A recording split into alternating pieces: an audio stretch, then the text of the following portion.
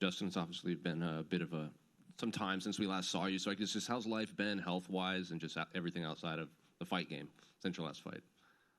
No, it's been good. Obviously aiding in some of these injuries that I had to look after. Just, like spending more time with my family and whatnot, and helping my brother with his fights in the time I've been injured, yeah. So these injuries, have they been stuff that you've been carrying into the last few of your fights, and now you finally healthy? Do you feel finally healthy coming into this one? Yeah, for sure. It's really hard in this sport, to say no to fights, because it's like someone's coming up to you and saying, "Oh, what are you going to do?" You know what I mean? And you can't just say, "Oh, I'm just going to do nothing." You're going to say yes and try fight.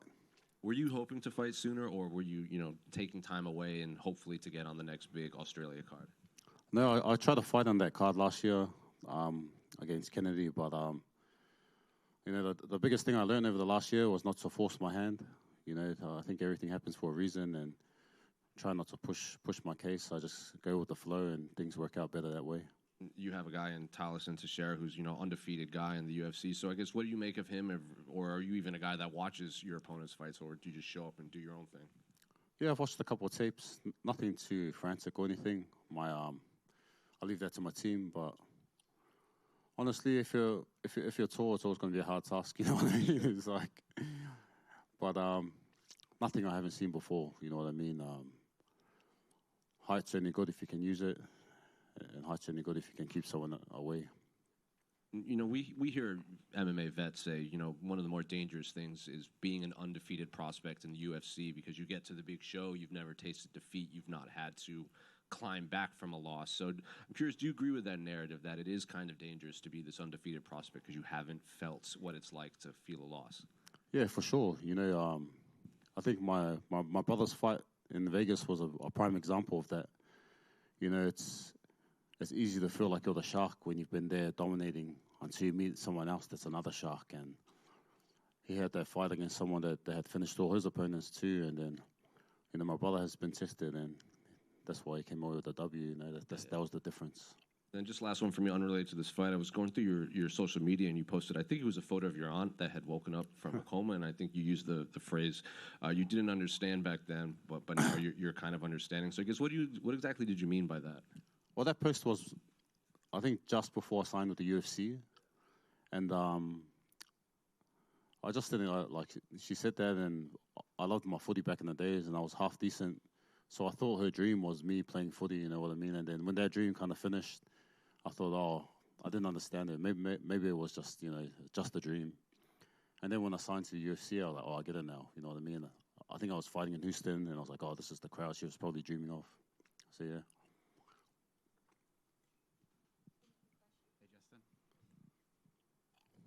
So you're a staple on the Aussie cards now. When you hear Aussie cards announced, do you start thinking, should I better start getting into camp?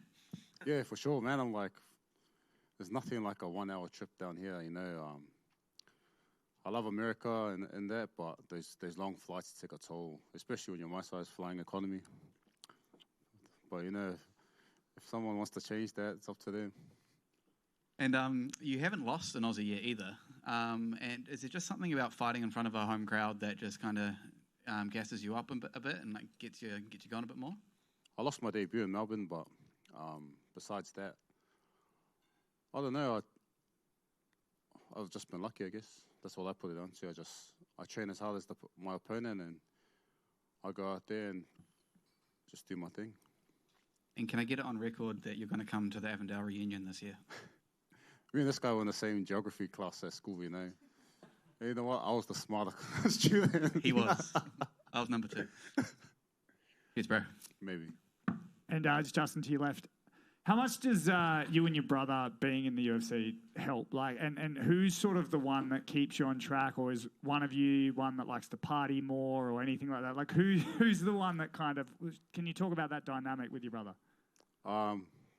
I think you would guess it right if you were to choose. It's not me, but a bit of both, But my brother loves to party. I love the Barbies. So I think they work out the same effect, if you don't manage it right. But we keep each other honest now and then.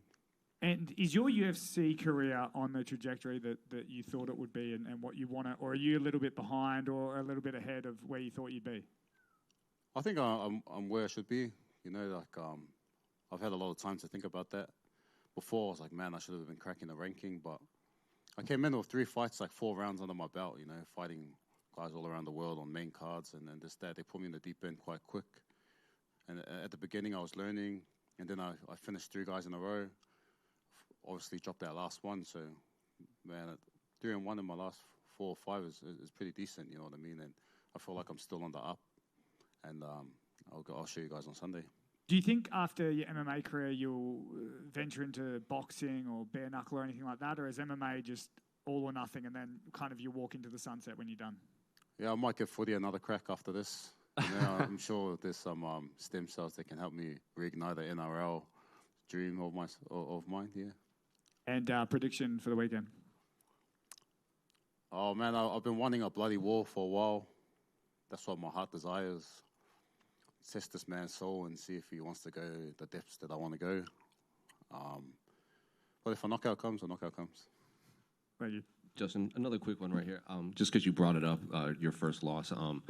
I interviewed you in Houston, and it was after that big Melbourne card, the biggest, the record-breaking crowd. And I think your exact phrase was, "Well, it can't get any worse than that." Sure, so, sure. Have you thought about that often, leading into your fights? Is you felt what it's like to that, and everything else is up from there?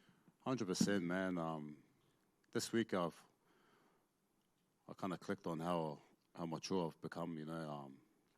During fight week, it's a lot of stress, a lot of pressure and whatnot.